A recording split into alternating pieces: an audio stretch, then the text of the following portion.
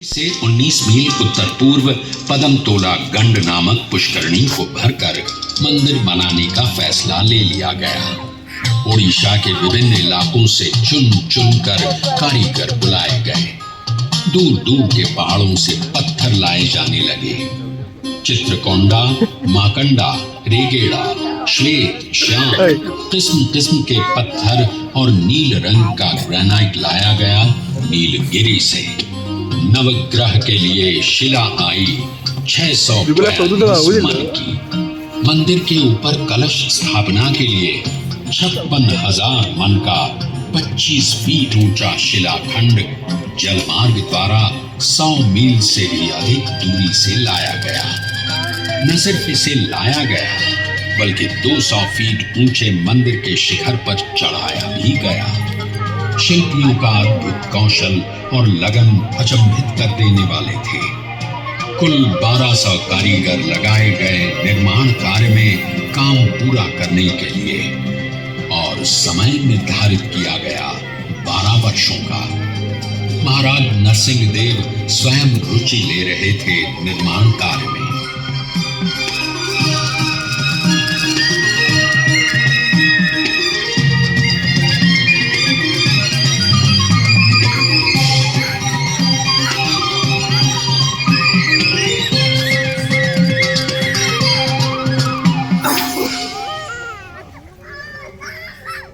कोणार्क मंदिर की योजना और निर्माण प्राचीन वास्तुशास्त्र शिल्प सारिणी के आधार पर किया गया था।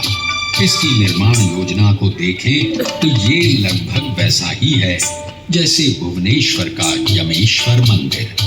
मूल रूप से 2 हिस्सों में बटा हुआ, पहला विमान तथा दूसरा जगमोहन। विमान लगभग चौकोर होता है। कोणार्क ठीक इसी रूप में बना है। केंद्रीय मंदिर रथ की आकृति में बना है। सूरज के 7 घोड़ों द्वारा खींचे जा रहे विमान और जगमोहन दोनों एक ही पीठ पर संयुक्त रूप से बने हुए रथ का सा आभास पैदा करते हैं। सूर्य रथ में 24 पहिए हैं और 7 दिनों के प्रतीक देते 7 घोड़े रथ को खींचते नजर आते हैं। पूर्व की ओर कुछ हटकर नाट्य मंदिर बना है। मुख्यशाला और नाट्य मंदिर के बीच में अरुण स्तंभ था। मुख्य मंदिर के दक्षिण पूर्व सूर्य शक्ति छाया देवी का मंदिर है। दक्षिण पूर्व में ही कुछ दूरी पर भोग निर्माण के लिए रसोई घर बना है। सामने दोनों ओर अन्य छोटे छोटे मंदिर बने हुए हैं। केंद्रीय मंदिर और अन्य मंदिरों घेरे प्राचीन बने हैं। मुख्यशाला के पूर्व, दक्षिण और उत्तर में 3 द्वार बने हैं। हर द्वार की सिद्धियों के दोनों अपूर्व कारीगरी से बने खंभे हैं। पूर्व की ओर है सिंह द्वार, दक्षिण में अश्व द्वार और उत्तर में है गज द्वार। सूर्य के प्रकाश में भेद नहीं है। वो जाति, धर्म, संप्रदाय और देश में फर्क नहीं करता। कोणार्क का सूर्य मंदिर सर्वधर्म की पीठ है। सब एक है। यही कोणार्क कला का संदेश है। कोणार्क को गौर से देखें तो वो केंद्र से एकाकार होता नजर आता है, मानो कोई ताकत उसे अपने में लीन कर लेना चाहती हो।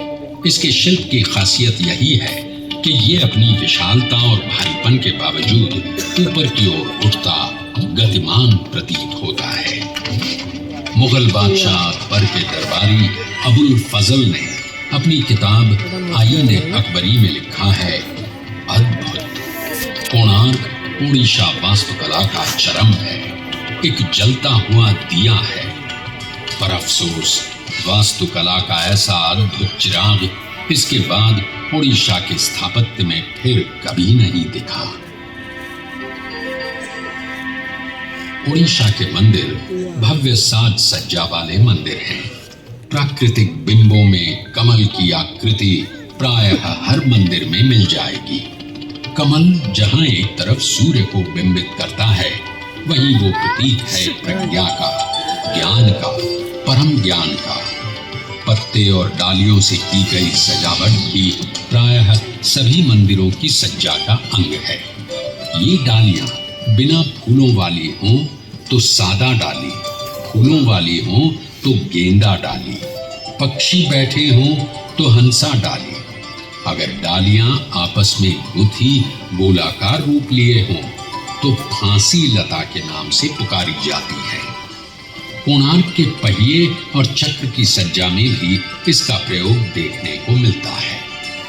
उड़ीसा में मंदिरों के दरवाजों पर जबरदस्त नक्काशी देखने को मिलती है। कोणार्क मंदिर के प्रवेश द्वार पर जो झांकी उकेरी गई है वो है मनुष्य कौतुकी, जिसमें मानव आकृति अलग अलग भाव भंगिमाओं में द्वार के दोनों ओर लताओं का सहारा लिए झूलती दिखाई गई है। साथ ही कई द्वारों पर ऊपर की ओर बढ़ती लता डालियां जो मानव आकृतियां लिए हुए हैं उन्हें भी उकेरा गया है। कोणार्क मंदिर के प्रवेश द्वार पर एक और खास आकृति उकेरी नजर आती है। वो है आपस में गुंथी नाग नागिन की आकृति, जिसे अहिबंद या नागबंद के नाम से जानते हैं। उड़ीसा के मंदिरों की यह साज सज्जा सिर्फ क्षैतिज या लंबवत आकार में ही नहीं है, बल्कि गोलाकार सतहों पर भी नजर आती है, जैसे कोणार्क चक्र और तोरण द्वार। कोणार्क सूर्य मंदिर भी है और विजय प्रतीक भी। कोणार्क के शिल्प में जहाँ एक तरफ युद्ध के दृश्य हैं, वहीं ताकत से भरपूर घोड़े और हाथी भी हैं। दहाड़ता हुआ सिंह हाथी को अपने पंजे में लिए हुए दिखलाया गया है। विभिन्न स्थानों पर राजा की आकृति उकेरी गई है। यहाँ तक कि मंदिर के गर्भगृह में राजा को घुटने पे झुके स्वयं सूर्यदेव के हाथों हार पहनते दिखलाया गया है। कोणार्क उड़ीसा मंदिर वास्तुकला का अंतिम मंदिर है, जहाँ परंपरा के साथ साथ कला की नई दृष्टि का मिलन साफ देखने को मिलता है। वास्तुकला के परंपरागत विषयों और बिंदुओं से हटकर नए विषय और प्रतीक परंपरा को आगे ले जाते नजर आते हैं।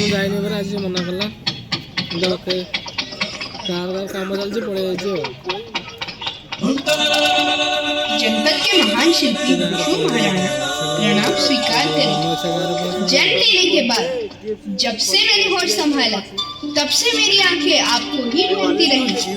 आपकी शिल्प कला के बारे में सुन सुनकर मैं पत्थरों को काटना, उन्हें आकार देना सीख गया। आप मेरे आदर्श हैं, आप ही मेरे गुरु हैं। बचपन में पिता की बाहों का झूला तो नहीं मिला, लेकिन गुरु का आशीष तो मिल सकता है ना महाराज। माथे पे आशीष का हाथ रख दीजिए विष्णु महाराणा। कौन हो तुम बालक? तुम्हें देख मेरा व्याकुल मन और विचलित हो गया। कौन हो तुम? मैं वो भाग्यहीन बालक हूँ महाराज, जिसे आप जन्म से पहले ही अनाथ छोड़ जन कार्य के लिए निकल गए। पिता, मैं आपका पुत्र हूँ, धर्मपद। पुत्र? हाय रे शिल्पी जीवन, 12 वर्षों तक जिसे भूला रहा, आज वो सामने खड़ा, जिसे गले लगाने को जी चाहता, घंटों महीनों जिसे निहारने बातें करने का मन करता है। लेकिन हाय रे दुर्भाग्य, 1200 शिल्पियों के प्राण पुत्र स्नेह से अधिक प्रिय है। क्षमा पुत्र, मैं विवश हूं। ये दधिनौती नहीं लगा तो शिल्पियों के प्राण चले जाएंगे। अभी तुम जाओ, बाद में मिलूंगा जब काम समाप्त हो जाएगा। ये काम तो अभी के अभी समाप्त किया जा सकता है। ये दधिनौती शिखर पे चढ़ाना कौन सा मुश्किल काम है। मैं आपका पुत्र हूँ महाराज, बस आशीर्वाद दीजिए। अचंभित पिता मुंह खोले देखते रह गए। धर्मपद जुट गया। देखते ही देखते दधिनौती शिखर को छूने लगा। शिल्पी न कर सके वो 12 वर्ष के एक बालक ने कर दिखाया। सब चकित थे। काम पूरा हो जाने का उत्साह था, वही एक 12 वर्ष के बालक से हार जाने की ग्लानि भी। शिल्पियों के दल में बातें शुरू हो गईं। अगर महाराजा को इस बात का पता चला तो सबकी बदनामी होगी। हमारी कला, हमारी कारीगरी से लोगों का भरोसा उठ जाएगा। बात धर्मपद के कान में पड़ी। पिता के शिल्प और 1200 शिल्पियों की कलाकारी पे उसकी वजह से प्रश्न उठे, ये उसे मंजूर नहीं था। और देखते देखते चंद्रभागा नदी में छलांग लगा। शिल्पी मान मर्यादा की रक्षा के लिए अपने प्राण त्याग दिए।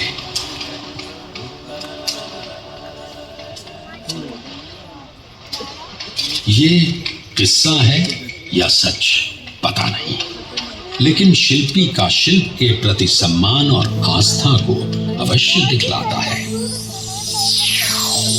1200 शिल्पियों की 12 वर्षों की अनथक साधना के बाद कोणार्क का अद्वितीय सूर्य मंदिर बनकर तैयार हुआ।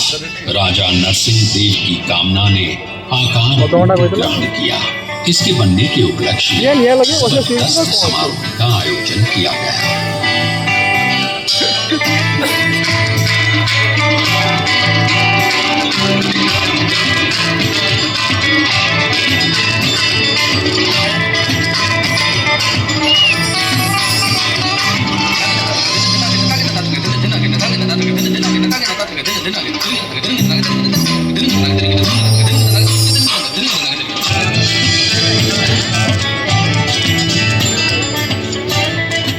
दूर दूर से अपार जनसमूह समारोह में भागीदारी के लिए नृत्य, गायन वादन के साथ सूर्य के मंत्रोच्चार से कोणार्क गुंजायमान हो गया।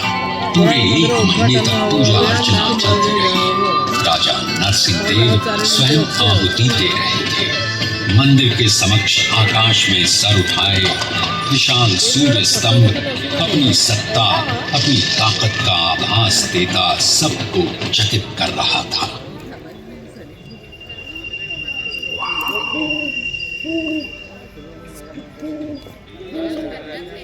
तेरहवीं शताब्दी के मध्य में बना हिंदू वास्तुकला का ये नायाब नमूना कैसे और कब अपनी चमक खो बैठा, एक बियाबान जंगल में दब गया, इसकी ठीक ठीक जानकारी नहीं मिलती है। पद्म क्षेत्र देवला कर्मांगी के ताड़पत्र के अंतिम हिस्से में कहा गया है, वर्षों तक पद्म क्षेत्र में मेरे द्वारा बताई नीति से सेवकों ने सूर्य की आराधना नहीं की। परिणाम स्वरूप सूर्य देव इस मंदिर को छोड़ चले गए। हालांकि ये बात कब लिखी गई इसकी जानकारी नहीं मिलती, इसलिए इसे भी साक्ष्य रूप में नहीं माना जा सकता।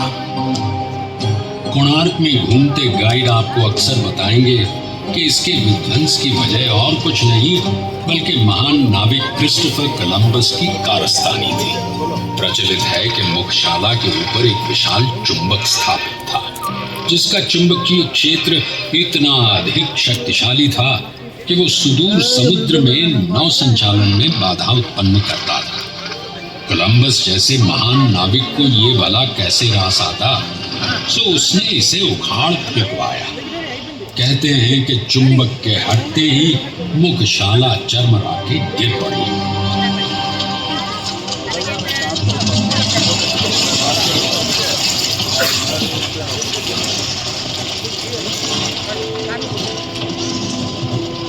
मगर सच तो ये है कि कोलंबस के कदम कभी उड़ीसा की धरती पर नहीं पड़े। लगभग 150 वर्षों तक गुमनाम रहने के बाद 18वीं सदी के मध्य में इस पर नजर पड़ी महाराष्ट्र साम्राज्य के बाबा ब्रह्मचारी की। वे महाराजा वीर किशोर के अधिकारी शिव भट्ट साठे के गुरु थे। उन्होंने सर्वप्रथम इसकी साफ सफाई करवाई। फिर 1824 में एक अंग्रेज अफसर एंड्रू स्टर्लिंग ने इसका अध्ययन किया और इसके रेखा चित्र प्रकाशित किए। फिर क्या था कोणार्क का ये सूर्य मंदिर पुनः अंधकार से प्रकाश में आ गया। इसकी अद्भुत कला अपनी क्षतिग्रस्त अवस्था में भी अचंभित कर जाती है। आज ये विश्व की धरोहरों में से एक है। भारतीय पुरातत्व सर्वेक्षण विभाग इसकी देखभाल, इसे संजोए रखने में दिन रात लगा है। कोणार्क सत्य है, जीवन का सत्य, शिल्पी की कठोर साधना का सत्य, उत्कलीय और भारतीय संस्कृति का महान सत्य है, जो कई कथाओं को अपने में समेटे है। हो सकता है इसमें आपकी भी कथा आपको मिल जाए। ध्यान से देखिए, कान लगाकर सुनिए। कोणार्क आपको आपकी कथा सुना रहा है।